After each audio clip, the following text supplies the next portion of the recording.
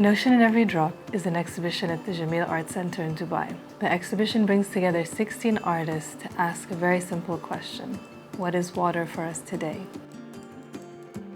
Exploring human relationships to this fundamental element, the exhibition looks at water as an active agent. So how has water shaped culture across time? How has it shaped human history? How is it part of our foundational spiritual and religious beliefs?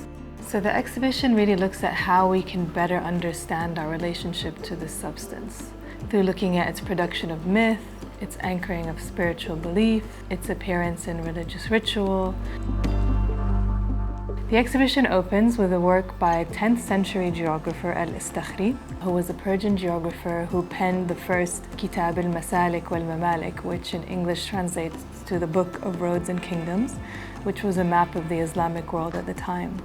And what's interesting about these medieval maps is that water was mapped as the center of the world. So these maps were more iconographic than geographic. And what you see is that water was represented in this bright blue ink, and it really sat at the center of each map, which referenced both its centrality to trade and to relations at the time, but also this idea that water was considered sacred in Islamic cosmology. The first work in the exhibition is by Spanish artist Asunción Molinos Gordo. Its title in Spanish is Cuánto río hay arriba, which translates as How Many Rivers Above.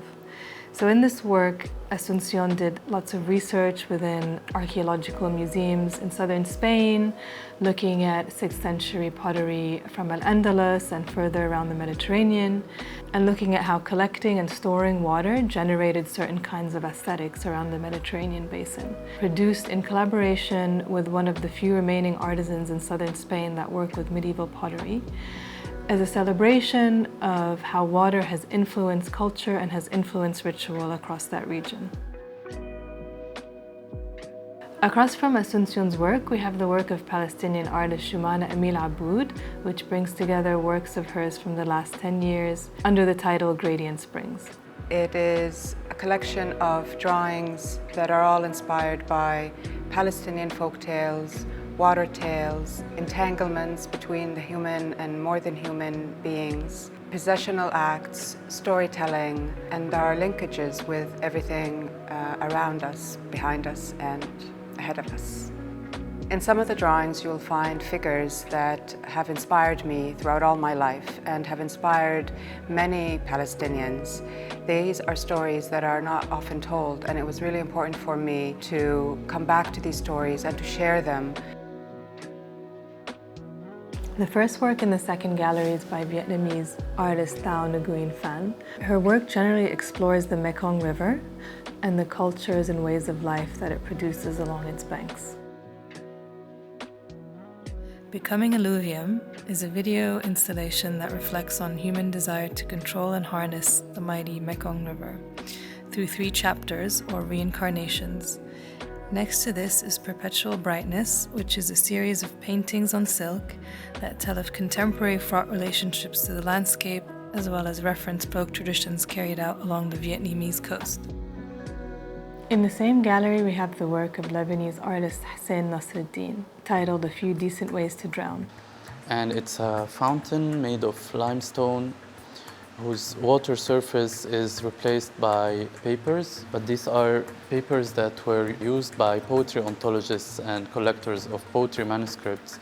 So A Few Decent Ways to Drown links this to a practice around water, about water features, about fountains, and the relationship between literature, water, and time. Water was an essential element in the change that happened and that occurred to this art. Arabic poetry started mostly in the desert, and then when the Islamic kingdom and ruling moved to Damascus or to Baghdad centuries later, water was much more abundant source, and this abundance of water changed even the literature. My work, I say, the mouths of the poets were filled with water now. Language became more fluid, metaphors became more varied, and fountains and water features became an abundance in these newly built kingdoms. A Few Decent Ways to Drown relates to to this change in literature and links it back to these poems that describe these architectural monuments. The papers that are used to create the surface of the work, these papers that were folded inside the manuscripts, sometimes for years, and with their edges exposed to the sun in libraries, the sun imprints on their edges shapes and forms that change color and that respond differently. I argue in this work and in my practice that all this documentation of history yearns to go back or to show itself back, and these sun drawings that we can see on the fountains are in a way an abstraction to all this shift between the language and the actual monument. So as if the sun imprints photographically on these note papers what was lost in these monuments.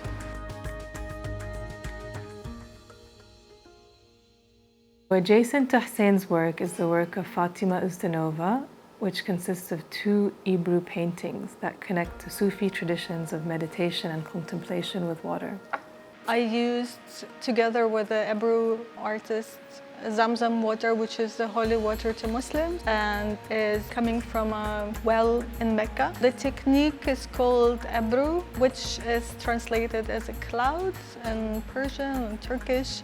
It's painted on top of water that's thickened with organic agents and using mineral dyes. So we added Zamzam water to this process to create the Abboud paintings, also questioning and exploring what happens if it's holy water added to a work of art.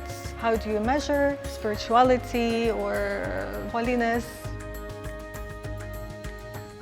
In the next gallery, we have the work of Bangladesh-based artist Monem Wasif, who generally works around photography and image making. The work here is a series of photographs and text works titled Dark Waters, which looks at the forced migration of Rohingya across the Bay of Bengal from Myanmar to Bangladesh. The work brings together photographs of the Bay of Bengal at night with texts drawn from eyewitness testimony of Rohingya fleeing violence in Myanmar. The work speaks to human migration, both forced and chosen, across bodies of water through time. In the same space, we have a collaborative work by Navajo composer and artist Raven Chacon and Carcross Tagish curator Candice Hopkins.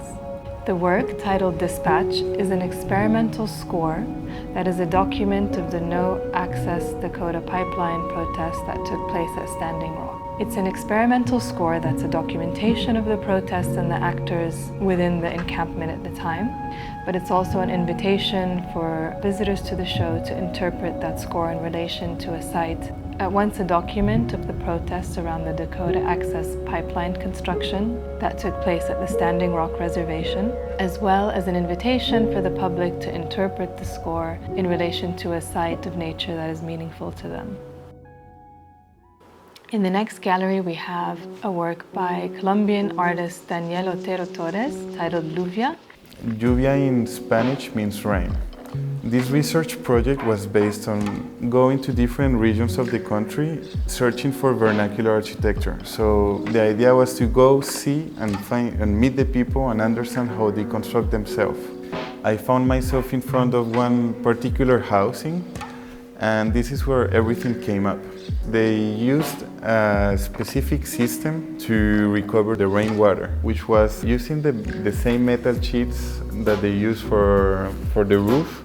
They put them inside of different containers in order to recover the water that falls from the rain. This is like the moment where everything started like working in my head, and then throughout research, when I got back to my studio, I started imagining how can this function in another way.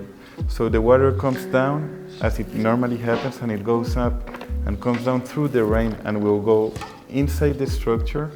So it's like a domino effect where the water will fall from a container to another, and it's going to continue. So the idea of lluvia is reconstructing this special environment where the water moves in a cycle. In the same gallery, we have a work by Léuli Eshrāghi. It's a multilingual poem titled Fetu Glisten in the Night Sky, paying tribute to the artist Daniel Boyd. Léuli is of Samoan, Persian, and Cantonese heritage. The poem, written in Bislama, Samoan, and English, draws on collective knowledge within great ocean communities, some of the oldest living cultures on Earth. The poem calls into question centuries of colonial history, including the plantation era across southwest Great Ocean shores. Following this, in the same gallery, we have pastel on paper work by Indian artist Abul Hisham. The work is titled Community Fishing Event. Abul's work deals with themes such as desire, death, and memory, and the place they hold within society. In this particular work, we see several actors attempting to capture fish. The work is rich with different forms of symbolism drawn from particular context of India. The work contains several symbolic forms related to life and death, and also spiritual practices in India. In the next room, we have a film installation by Sohrab Hura, which captures nighttime religious festivities along the coast in Tamil Nadu.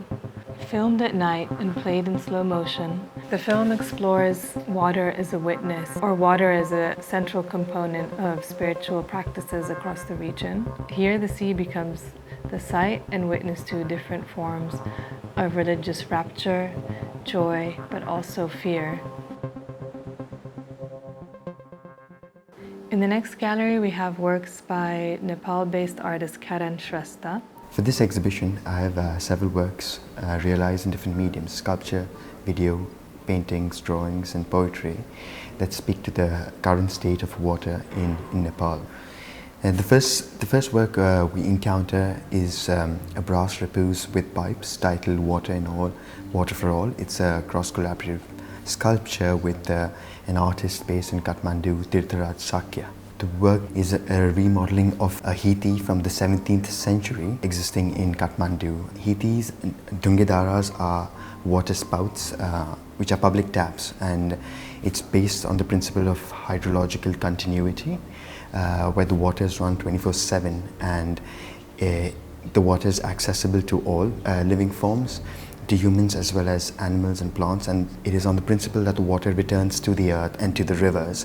The second work we encounter are oil-based clay sculptures titled Hold Water Cell, Draw Water Cell, Measure Water Cell. These reference the privatization and commodification of water in Nepal. We then move on to Shared Sensualities. It speaks to the symbiotic relationship indigenous communities in the south of Nepal have with their ecosystems.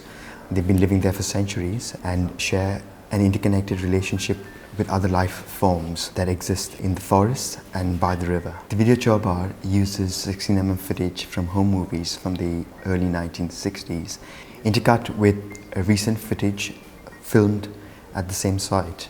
Chaubar is a place of mythical and religious significance. It is believed that Manjushri had a vision of the Buddha and cut a gorge at Chaubar and drained the waters, making the valley habitable. The next work, A Flow Interrupted, is a contemporary rendition of a 17th century manuscript called Thiasafu, which in Newari literally means folded book. My work draws on the form of the folded book, which creates a new register of stories of water in Nepal based on real events.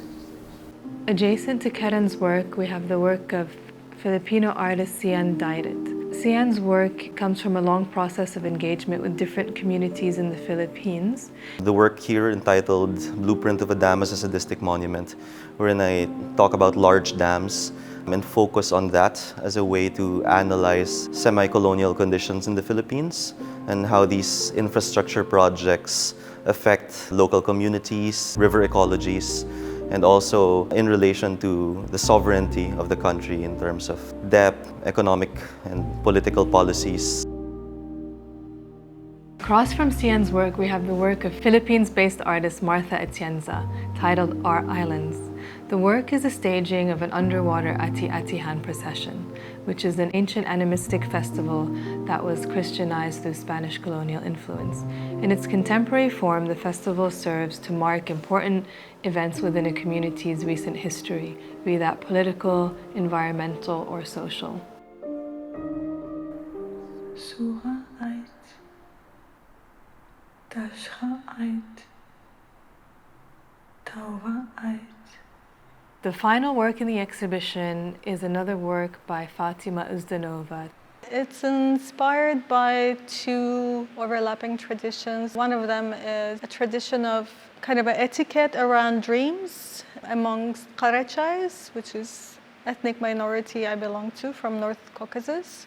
And the second one is a dream etiquette in Islam. And there are similarities where if you had a bad dream, you're discouraged from sharing it. In Karachai, where I come from, when you have a bad dream, you are actually invited to tell it to the water or tell it to the stone. The negative charge of it is expelled from you.